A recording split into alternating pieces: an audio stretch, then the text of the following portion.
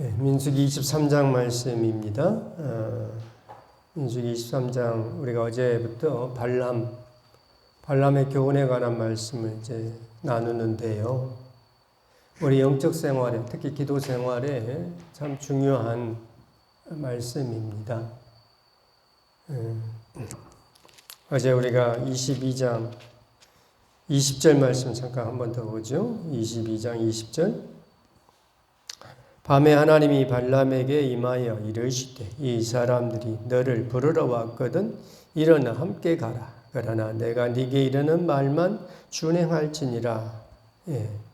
어제 말씀을 나누면서 이 말씀은 하나님이 발람에게 하신 말씀이라기보다도 발람이 듣고 싶어하는 그런 하나님 말씀으로 스스로 만들어낸 하나님일 것이다. 그렇게 말씀을 드렸어요. 해석하기가 좀 어렵다고 그랬어요.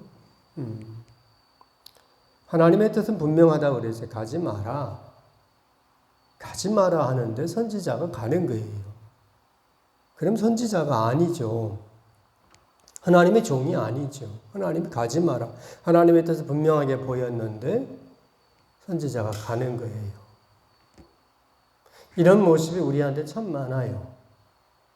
그래서 이 발람의 교훈에 대해서 사도 요한님께서 버가모 교회를 책망하시면서 발람의 교훈을 지키는 자들이 있다 하고 어쨌든 우리 가운데 있는 이런 모습들을 또 성경이 가르쳐 줍니다. 오늘 23장 말씀인데요. 23장 말씀에서도 하나님이 임하십니다. 3절, 23장 4절 한번 같이 한번 읽어보죠. 4절 하나님이 발람에게 임하시는지라 발람이 아뢰되 내가 7 제단을 쌓고 각 제단에 숫송아지와 숫양을 드렸나이다. 하나님이 발람에게 임하셨다 그럽니다. 그리고 발람은 하나님이 임한 그 상태를 가지고 예언을 하는 거예요. 그런데 그 예언은 이스라엘을 축복으로 합니다. 우리가 잘 아는 말씀이 19절 말씀, 19절도 같이 한번 읽어보죠. 19절 하나님은 사람이 아니시니 거짓말을 하지 않으시고 인생이 아니시니 후회가 없으시도다. 어찌 그 말씀하신 바를 행하지 않으시니 하신 말씀을 실행하지 않으시랴. 전에 개역성경에서는 하나님은 시건하지 않는다. 그렇게 번역을 했는데요. 개정성경은 거짓말을 하지 않으시고 이렇게 좀 더 구체적으로 번역을 했어요. 하나님은 시건하지 않는다. 하나님은 하신 말씀을 그대로 이루신다. 이것이 발람을 통하여서 주신 하나님 말씀이에요. 10절도 읽어보겠습니다. 10절 야곱의 티끌을 누가 능히 세며 이스라엘의 4분의 1을 누가 능히 셀고 나는 의인의 죽음을 죽기 원하며 나의 종말이 그와 같기를 바라노라. 그래. 나는 의인의 죽음을 죽기를 원하며 우리도 이와 같이 하기를 바랍니다. 내가 세상 떠날 때 그렇죠? 우리 다 세상 떠납니다. 언제 떠날지 몰라서 그렇지 떠나요. 우리는 아주 중요한 것이 제가 새벽마다 기도하긴 하는데 주님과 함께 새벽을 시작하니까 올해 마침도 주님과 함께 맞춰지게 해달라고 기도하죠. 그 기도 꼭 하십시오. 내가 세상 떠날 때 정말 우리가 사도님들을 보면은요. 세상적으로 보면은 참 비참합니다. 목이 잘려 죽고 그러니까요. 우리가 그 정도 수준은 안 되죠. 하지만 세상을 떠날 때 어쨌든 정말 믿음의 삶으로서 세상을 떠나도록 그렇게 위해서 기도하시기를 바랍니다. 하나님 그 기도 받아주셔요. 지금 발람이 나는 의인의 죽음을 죽기 원하며 그렇게 가르쳐 주고 있어요. 이게 지금 발람을 통하여서 오는 거예요.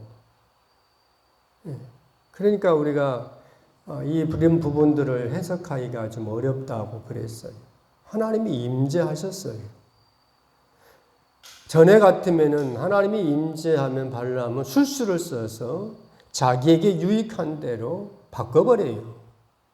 근데 놀라운 것은 하나님께서 임하시면은 선지자가 중간에 바꿔버려도 그냥 하나님의 능력이 그대로 나타나는 이렇게 되는 거예요. 그래서 우리가 참 이해하기가 어려운 거예요. 우리가 이런 부분에 영적인 이런 능력이 개발이 되면은 이런 부분에 대해서 좀 알 것 같기도 해요. 그런데 부족한 황 목사도 사실은 이 정도 수준까지는 잘 안 되는 것 같아요. 그래서 이 부분을 해석하기가 쉽지가 않아요. 하지만 중요한 것은 뭡니까? 오늘 우리가 나눌 말씀입니다. 내가 하나님을 향하여서 헌신한 것이 있어요. 충성한 부분들이 있어요. 그 부분이 내 의가 되어서는 안 되겠다는 겁니다. 발람이 하나님 편일까? 발락 편일까? 발람은요, 발락 편입니다. 겉으로 드러난 것은 하나님 편 같아요. 그런데 그 알맹이는 발락 편이라니까요. 그래서 발람의 교훈을 따르는 자를 구분을 해야 합니다. 그래서 사도 요한님께서 요한계시록에서 버가모 교회에 책망을 하는데 발람의 교훈을 따르는 자가 있다 그래요. 1절 말씀 같이 한번 읽어보죠. 1절 발람에게 이르되 나를 위하여 여기 제단 7을 쌓고 거기 숫송아지 7마리와 수장 7마리를 준비하소서. 발람이 하나님 앞에 제단을 7개를 쌓아요. 대단합니다. 제단을 7개를 쌓았고요. 제단 7을 쌓고 거기 숫송아지 7마리, 수장 7마리를 그 각 제단에 그러니까 수장 1마리 또 숫송아지 1마리 다 놓은 것 같아요. 이 7제단을 한 번만 쌓은 게 아니에요. 3번을 쌓아요. 14절도 다시 한번 보죠. 14절 같이 읽죠. 소빔들로 인도하여 비스가 꼭대기에 이르러 7제단을 쌓고 각 제단에 숫송아지와 숫양을 드리니. 여기도 7제단을 쌓았다 그러죠. 29절도 있겠습니다. 29절. 발람이 발락에게 이르되 나를 위하여 여기 7제단을 쌓고 거기 숫송아지 7마리와 숫양 7마리를 준비하소서. 7제단을 발람이 3번을 쌓는 거예요. 대단한 헌신입니다. 그러면은 발람이 이렇게 제단 7개를 3번을 쌓았는데요. 그럼 하나님이 발람이 제단 7개를 쌓았으니까 하나님이 발람 편으로 들어와야 되겠습니까? 그러면 하나님이 아니죠. 재물을 보고 넘어와. 귀신은 그렇게 합니다. 귀신은 정성을 들이면요. 귀신이 임재합니다. 옛말에 있잖아요. 말뚝을 보고 거기다가 치성을 들이면은 신이 임한다고. 옛날 사람들 그렇게 했죠. 새벽에 우리 새벽기도 하는 것처럼 정화수 떠놓고 머리 다 감고 그 추운데도 다 목욕을 하고 깨끗한 옷을 갈아입고 정화수 떠놓고 그 앞에 가서 치성을 드리잖아요. 비나이다. 애기 하나만 점지해 주옵소서 이렇게. 그러면 귀신이 임한다고요. 말뚝을 보고 거기 가서 계속 빌면은 귀신이 임한다니까요. 이게 신적인 거입니다. 귀신은요, 내가 드린 정성에 넘어와요. 그러니까 치성을 드리고 하는 것이, 그러니까 사람들이 막 귀신을 어떻든 자기 편으로 만들려고 이렇게 정성을 기울이죠. 우리 하나님도 그런 분입니까? 그렇지 않습니다. 제단 7을, 7 제단을 3번씩이나 쌓는다고 해서 하나님이 발람 편으로 넘어오지 않죠. 하나님은 뜻이 분명합니다. 그런데 중요한 것은요, 우리가 이렇게 신앙생활을 할 경우가 있다는 겁니다. 내가 하나님을 위해서, 교회를 위해서 내가 얼마나 많이 수고하고 애썼는데 하나님이 나한테 이럴 수가 있어. 그런 서운한 마음 혹시 있지 않을까요? 내가 하나님을 위해서, 교회를 위해서 이렇게 헌신하고 충성했는데 하나님이 어떻게 나한테 그럴 수가 있어? 우리 마음속에 그런 게 있다니까요. 표현은 안 할 겁니다. 근데 다 웅크리고 있는 부분들이 있어요. 이게 뭐예요? 이게 발람의 교훈입니다. 7 제단을 쌓고 하나님을 내 편으로 끌어오려고 지금 발람이 하는 거예요. 그런데 하나님이 돌아오질 않아. 발람에게 임한 하나님이 발람에게 말을 주는데 발람이 그것을 거부할 수가 없는 거예요. 거부했다면 큰일 날 것 같으니까. 그러니까 그냥 가는 겁니다.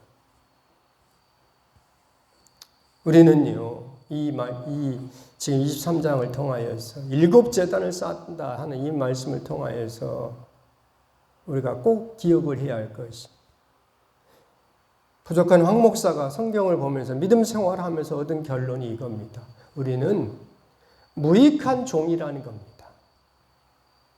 내가 주님을 위해서, 교회를 위해서 어떤 충성을 하고 헌신해서 내 목숨까지 바쳤다 할지라도 나는 하나님 앞에 하나님이 내게 베푸신 은혜에 비하면은 무익한 종이라 하는 겁니다.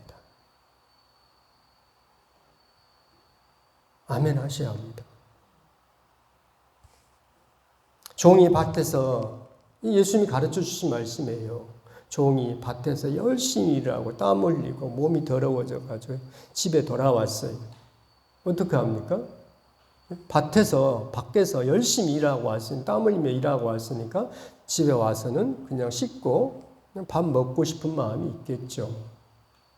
그런데 주인이 그러는 거예요. 내 먹을 것을 준비하고 너는 띠를 띠고 내가 먹을 때까지 다 기다렸다가 그 다음에 너 먹어라 이런 거.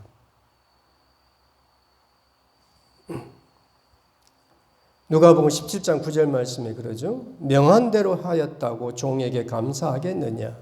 이와 같이 너희도 명령받은 것을 다 행한 후에 이르기를 우리는 무익한 종이라. 우리가 하여야 할 일을 한 것뿐이라 할지니라. 우리 믿음은요, 무익한 종의 믿음을 가져야 합니다. 내가 해야 할 일을 했을 뿐입니다. 이렇게. 이 믿음 갖기가 어려워요.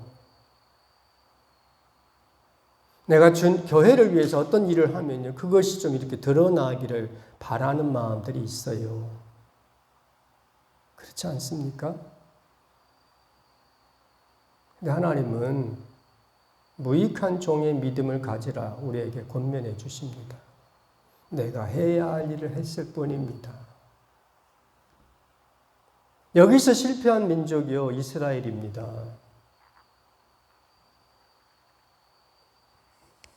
이사야 1장 10절 말씀에 너희 소돔의 관원들아 여호와의 말씀을 들을지어다. 너희 고모라의 백성아 우리 하나님의 법에 귀를 기울일지어다.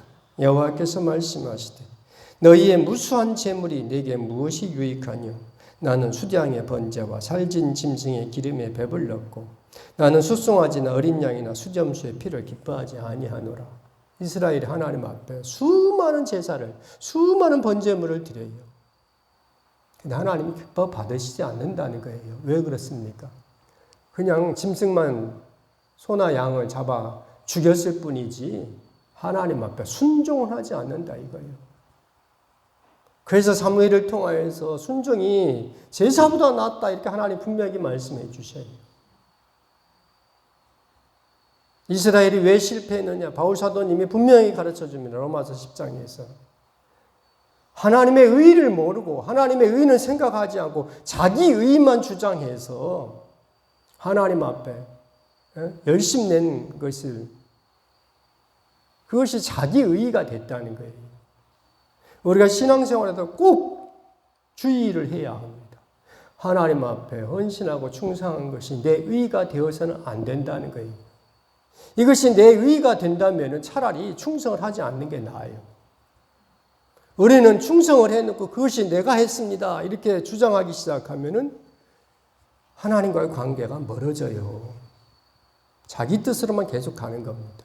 이게 지금 발람의 모습이에요. 7 제단을 3번이나 쌓으면서 하나님을 자기 편으로 끌어들이려고 하는 거예요. 주님 절대로 넘어오지 않습니다. 내가 주님 앞에 헌신하고 충성한 것, 내가 해야 할 일 했을 뿐입니다. 이 믿음이 생기기를 위하여서 기도할 수 있기를 바랍니다. 이 믿음 잘 안 생겨요. 정말 잘 안 생깁니다. 그래서 기도하셔야 합니다. 나는 무익한 종입니다. 내가 해야 할 일을 했을 뿐입니다. 이 믿음이 우리 모든 성도들에게 있기를 바랍니다. 기도하겠습니다. 거룩하신 하나님 아버지 은혜를 감사합니다. 부족하고 연약한 우리에게 발람이 7 제단을 3번을 쌓고 하나님이 자기 편으로 돌아오기를 은근히 바라는 이런 마음, 이런 모습이 우리 성도들에게 있지 않게 하여 주옵소서. 주님, 우리 또한 이렇게 하지 않습니까? 내가 하나님을 위해서, 교회를 위해서 얼마나 헌신하고 충성했는데 하나님이 내게 이럴 수가 있는가 하면서 주님을 원망하고 교회를 원망하지 않은지요. 주여, 주님을 위해서 헌신하고 충성하는 것이 순수하게 하나님을 사랑하는 마음 그 자체로 족할 수 있도록 인도하여 주옵소서. 내가 해야 할 일을 했을 뿐입니다. 나는 무익한 종입니다. 이 믿음이 우리 모든 성도들에게 다 이루어지게 하여 주옵소서. 예수 그리스도 이름으로 기도드립니다. 아멘.